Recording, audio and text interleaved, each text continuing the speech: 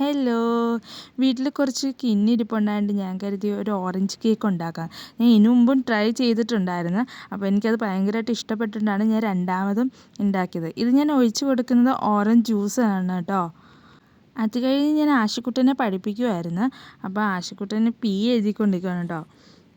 ആശിക്കുട്ടൻ്റെ പുതിയ പുതിയ കാര്യങ്ങളൊക്കെ പഠിക്കാനായിട്ട് ഭയങ്കര ഇഷ്ടമാണ്.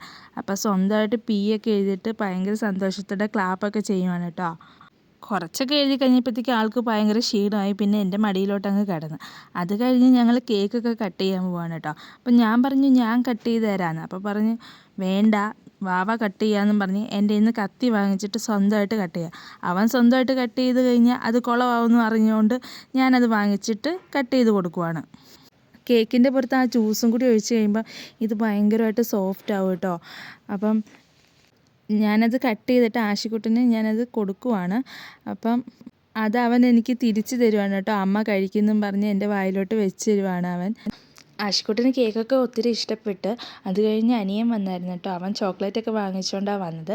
അപ്പം ഇന്നത്തെ വിശേഷം അത്രയേ ഉള്ളൂ. ടാറ്റാ.